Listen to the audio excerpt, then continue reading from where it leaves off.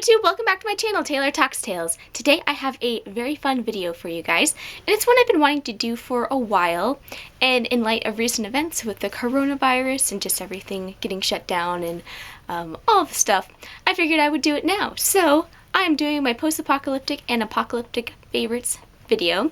This was really hard for me because this is my all-time favorite subgenre.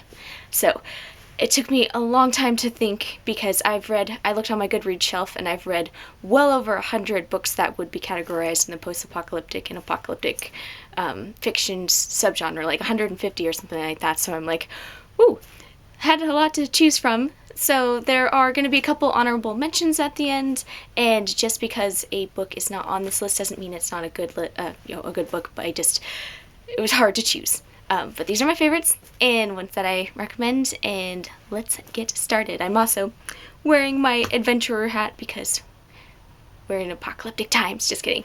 No. In all seriousness, things will be okay.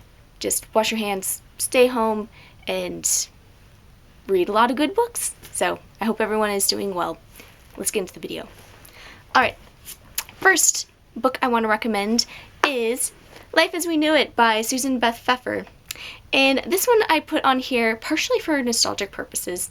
This is the first book I read that really introduced the concept of preparedness to me. I've always been big into preparedness and survival, and I think it really took root in this book. I read it when it came out, which was like in 2009. I was still in high school.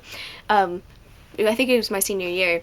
And I just read this, and it's a very simple, straightforward book. It's pretty much about a girl. It's written in diary format, and she is documenting what happens when the moon essentially explodes and it impacts the earth and tides and all that. The science behind this book is not great, so if you are super scientifically minded and can't get over it, this may not be the book for you. But if you can just kind of get over what originally caused the apocalypse and just know that the apocalypse is now happening because the weather's all messed up and all these things are going on. It has a lot of really good scenes and a lot of really good realistic what would happen at the grocery store, what would happen to somebody who got sick, all of this. So this one is very fun. Recommend to check it out, especially if you like YA fiction, or if you're a teen, or if you know a teen. This is a good one. I haven't read the rest of the books in the series. I heard that they weren't that great, especially the last one. So at some point I'll probably read the second or third, but I've read this first one multiple times anyway. Recommend it. Next one is The Road by Cormac McCarthy. I feel like a list would not be complete without this book. This is just one of the classics in the genre. It's a very touching story about a father and his son, and they are traveling and trying to get to a warmer place and essentially documenting what they find from the father's perspective. And it's pretty gruesome. There are definitely some disturbing scenes in this. There's one involving a pregnant woman, and then later you find a baby. And anyway, I'm not going to go into details and spoil, but there's cannibalism in here. It's a bit of a bleak story, but it's very good. And Cormac McCarthy is a fantastic writer, author. I've read a couple of his other books, and I highly recommend this one. And I recommend checking out the movie too. I feel like the movie does a pretty good representation of this book. Alright, next one is Earth Abides by George R. Stewart.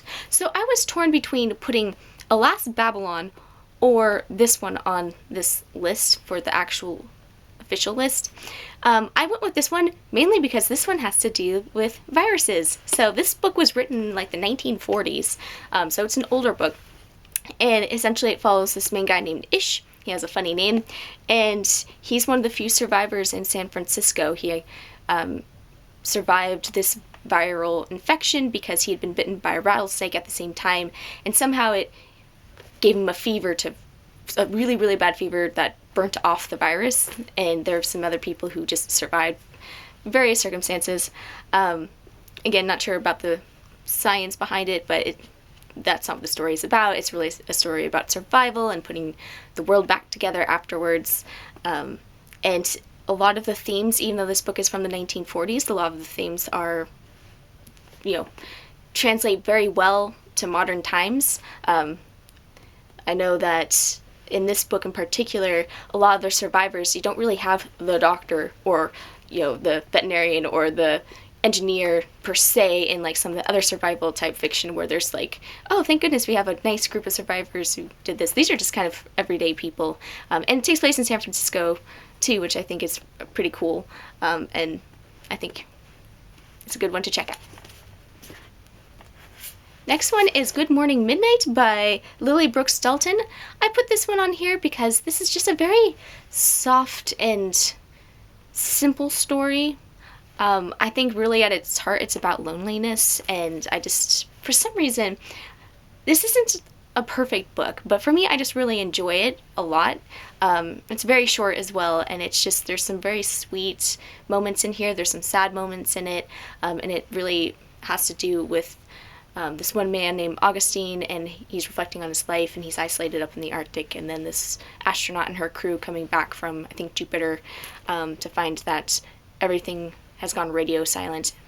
What's cool with this story is you actually never know what caused the apocalypse and why nobody ever responds. You just know that something bad happened, so it allows you to speculate a little bit. So I enjoyed this book, and I think it'll be fun, although if it would bother you not knowing what happens, then this might not be the one for you. Alright, next one. The last one. I put this one here as well because this is also a virus story. This one is fun. The premise is awesome. Essentially, the main character, she goes by Zoo as her nickname. She is a part of this almost like Survivor type reality show. And she ends up going on the show, and she like takes it super seriously to the point where as things are happening in the outside world, she doesn't pay attention to it at all, and she's like, I'm gonna win, and it goes from there. But essentially it's almost like what would happen if, you know, reality show was still going on during the apocalypse. And this one is also caused by a viral infection. Not a spoiler alert, it shows it, you know, basically talks about it at the very beginning. So one thing with this book is it's a little uneven, and there are quite a few characters in it, so if keeping track of a lot of characters may be a little confusing for you, just, you know, heads up. This one I think is fun, but it's also not necessarily a perfect book, but I enjoyed it. Next one, I have a full-fledged review of this book on my channel, so I will link it in the down bar below, but this is The Reapers Are the Angels by Alden Bell. This book is beautifully written. You follow a 15-year-old girl named Temple, and she essentially is just trying to find where she belongs. She's on her own. Beginning of the story, she has a pretty decent setup on an island, but unfortunately zombies come because this is a zombie apocalypse novel that takes place, you know, like 15-20 years after the apocalypse actually happened. And it's just so good.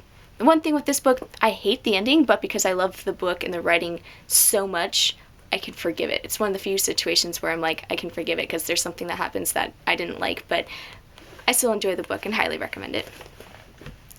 Alright, now I'm going to do a couple of series in a row before we get back to the single books. This first one is a YA series, and it is the Ashfall trilogy. So we have Ashfall, Ashen Winter, and Sunrise. Now, this is an excellent example of just really well-written YA fiction. It follows this, I think he's 15-year-old boy, or 16-year-old boy, as he tries to find his family. They left him behind because he didn't want to go on this trip, and then Yellowstone explodes. So essentially this trilogy focuses on what would happen if the Yellowstone caldera exploded, and like kind of a worst case scenario with all the ash and plants dying and all this. And I really enjoy the characters and the character development and character arc. Beginning of this story, the main boy is, you know, he's a teenage boy, so he's a little whiny, he's a little self-centered, but that's, you know, how a lot of teenagers can be until they, you know, mature, especially when they're younger. And he really does, because he starts pulling himself together after the event happens, and he goes to find his family, and it's just really well done and really well researched too. Mike Mullen really spent a lot of time in it. It shows in the book, so very enjoyable. Highly recommend. Next one is also a YA series, and it's a YA zombie series. So we have the Rotten Ruins series. So the first book is, we have Rotten Ruin, we have Dust and Decay, we have Flesh and Bone, Fire and Ash, and Bits and Pieces. And I apologize, I was a little awkward because they were out of order. But this series is, I think, one of the best zombie series, not even just YA series, but just one of my favorite zombie series, because it's very creative and well detailed, and especially when you've read the book and you get attached to the characters at the very end, they have really solid character arcs through it. There's a lot of description, and it's just interesting to see the relationships between people and like what if scenarios. And yeah, so Jonathan Maryberry, the author, did a fantastic job on this. This is also following a teenage boy named Benny and his friends, and they end up realizing that this, because basically this takes place 20 years after the apocalypse, zombie apocalypse has happened, or no, less than that. I think it was, Benny was like a year old, so I think it was like 16 or 17 years, because he was a very young child when the apocalypse happened, so his brother raised him. And the whole, just the way the society works around zombies is really cool in this, so I definitely recommend it, and I'll be doing a full-fledged review on this series at some point, because I really enjoy it. Alright, last series, and it's a trilogy, and I almost didn't include it on this list, but I ended up doing it anyway, just because it's a fantasy and apocalyptic series, and I usually tend to go with sci-fi apocalyptic, or just, you know, a horror apocalyptic, but that is the 5th season trilogy. So we have the 5th season, the Obelisk Gate, and the Stone Sky. So this trilogy just blew me away. It's astounding. It's really, really well written, and just the way this world is set up is really interesting, and it definitely has an apocalyptic feel, because essentially in this world they're entering a 5th season, which basically means their Earth is just dying, and everything is dying, and it has that feel of it being apocalyptic novel in addition to it being fantasy, so that's why I definitely wanted to include on this list. But it's just so well done, and there's magic, and just, yeah, the whole society, because humans are a little bit different in this world. They're not just like us, and there's these creatures called stone eaters. It's just really good. I don't want to spoil too much. I think it's just going into the series and you don't know a whole lot about it like I did when I first read it the first time. It's a way to go, but it definitely has an apocalyptic feel to it in all 3 books, so definitely check it out. Alright, now back to the singles. Alright, this is Not a Test by Courtney Summers. Funny enough, the first time I read this book, I didn't really care for it. It wasn't until I read it a few years later, when I was a little bit older, that I appreciated this book. And the main character, her name's Sloane, she has very bad depression, probably some PTSD. She has a lot of mental health problems. And honestly, it's about her trying to overcome her mental health issues during the zombie apocalypse.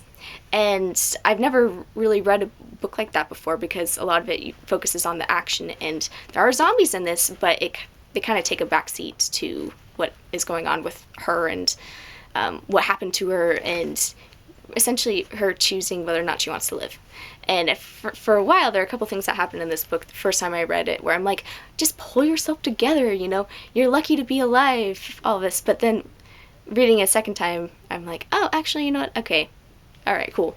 So this is a very good, introspective little book with some zombies in it. Next one, Bird Box by Josh Malerman. I highly recommend you read this over seeing the movie. The movie was not great in my opinion, because I'd read this book multiple times before then, and it just, I don't know. It's totally fine if you like the movie. It didn't, if you've read the book and then you saw the movie, I think you'd be pretty disappointed in it. This one essentially is about something. It's driving people to either kill themselves or kill other people, and just driving them wild. And I love the setup of this book, because you never see what is causing it. Is it creatures? Is it weird radio waves or signs or who knows what? And I really like that, and the fact that you have to imagine a lot of things. There's this one scene involving a well that just creeped me out. So, this may not, there are a couple things I may have changed about this book a little bit, but I do feel like it's a very solid, creepy book, and I really enjoyed reading it. Next one's Girl with All the Gifts by M.R. Carey. This one I enjoyed quite a bit. Also saw the movie. Movie was not nearly as good as the book, so definitely check out the book over the movie. And this one is essentially following a little girl who's partially infected, so she's almost like a partial zombie. And in this story, the zombie, it's not a zombie virus, it's a zombie fungus, which I also thought was really cool, the way that the fungus plays a role in this story. And the ending, I can see people not liking the ending. I liked the ending. And I liked the character of Melanie. She's the little girl. I thought that she was like a very cool character, very cute. And just, I don't want to give too much away, but it's definitely a good one. Next one is The Wolf Road by Beth Lewis. I adore this book. It has one of my favorite characters in fiction in it. Her name's Elka. She's the main character. She's essentially raised by this guy named Trapper, who she finds out he's actually a serial killer, and this takes place after the apocalypse has happened. It's up in, I think it's probably supposed to be Canada or somewhere in, North United States, and essentially we've reverted back to almost a Wild West type of situation. So it's like almost like a Western and a post-apocalyptic novel, and a revenge story. And there's just like a lot going on with this book. And I love Elka very much because she's a very strong character, but she's very compassionate, very kind. She's a little naive, but it makes sense because she's been raised in the woods by only one person her entire life. But she just keeps going, and I just really like and appreciate that. And this story is told sort of in, I think it's, I forgot the term for it. I'm probably going to remember as soon as this video is over. But basically, it's like we read it as if she was talking, and because she wasn't really formally educated, it shows a little bit like that. But I think it adds to the story. I actually am curious to see what the audiobook version of this book sounds like. But definitely check it out. It's very good. Now we're getting into the top. Alright, so we have Suffer the Children by Craig DeLuey. This one, I've done a full-fledged review on my channel, so I'll link it in the down bar below. Essentially, this is what would happen if all of the world's children all of a sudden died, basically in like a wave, as the world turned. And then they come back 3 days later, thirsty for blood, and what'll happen about that. So I don't want to go into too many details because I've already got a review, but this one is very fun, very dark, and really makes you think.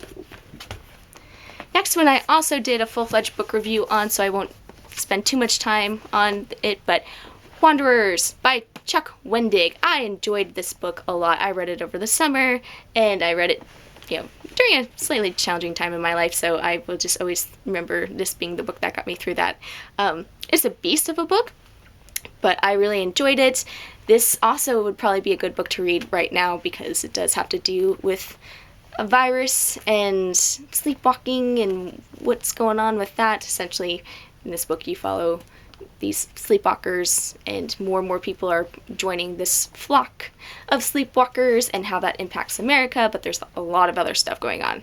Just go check out my review and then go pick up a copy if you can, because it's a very good book. Highly recommend.